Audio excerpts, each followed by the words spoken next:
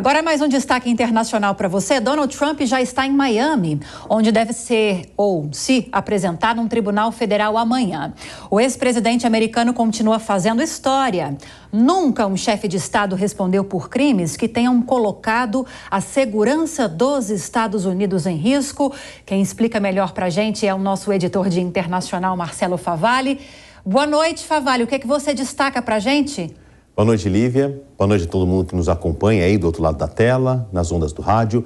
Queria começar com as imagens mais cedo do Donald Trump chegando em Miami. É uma organização ali muito discreta. A gente não conseguiu muitas imagens do Donald Trump. Ele estava muito bem resguardado pela sua equipe de segurança. Rapidamente se conseguiu vê-lo saindo do avião particular dele e entrando em um dos carros de segurança. Ele muito silenciosamente foi para um dos hotéis da Trump Organization, vai passar a noite e amanhã, ao que tudo indica, está marcado por volta das 3 horas no horário local, uma apresentação frente a um tribunal no que a gente chamaria aqui no Brasil de uma audiência de custódia.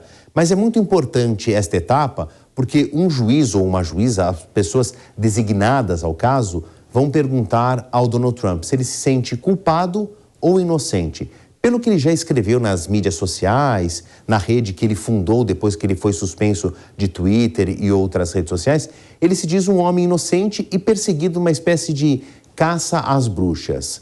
E também Miami já prepara um grande esquema de segurança para que ele possa se deslocar do hotel.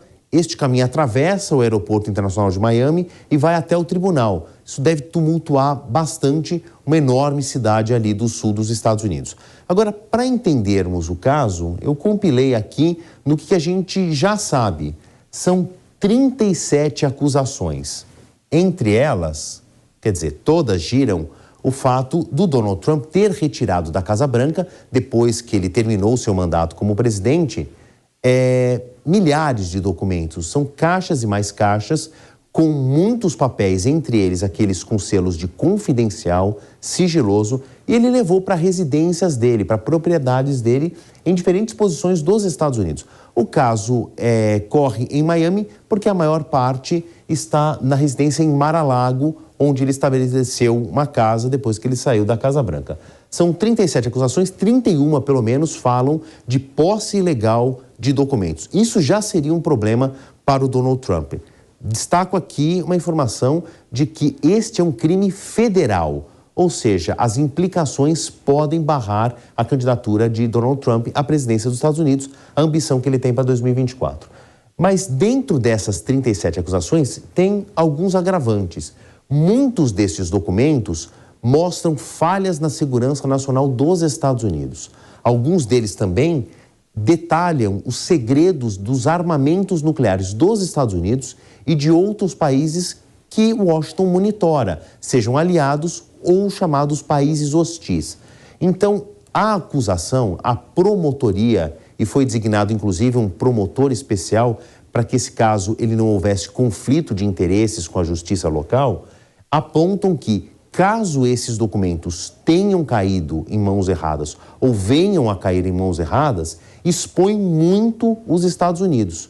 Então, jamais na história, e quando eu falo de democracia americana, eu estou falando em 240 anos de história, mais ou menos, jamais um ex-chefe de Estado respondeu por crimes tão graves. Agora, o banco dos réus não é uma novidade para o Donald Trump.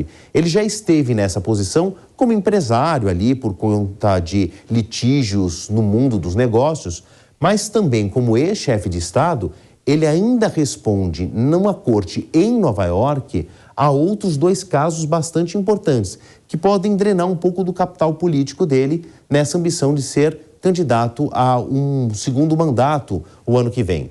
Primeiro, ele já foi condenado por abuso sexual. Houve ali um acordo, ele vai pagar a quantia de 5 milhões de dólares para uma vítima. Mas outras acusações são de falsificação, mas aí é menos o Trump ex-presidente e mais o Trump empresário, pessoa física e jurídica.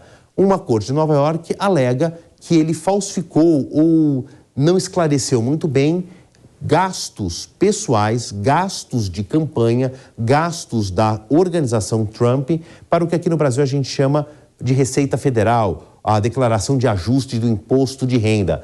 Como essas falsificações aparecem em 34 documentos, são 34 acusações. Aqui são 37 crimes envolvendo a posse de material que não deveria ter sido retirado da Casa Branca ou de outras bibliotecas do governo americano sem a autorização do governo. Em todos os momentos, o Trump se diz inocente, ele garante que não fez nada de errado e que existe uma espécie de uma caça às bruxas. A diferença entre esses dois casos é que aqui é mais um caso civil, em que ele se implica como pessoa física e como empresário.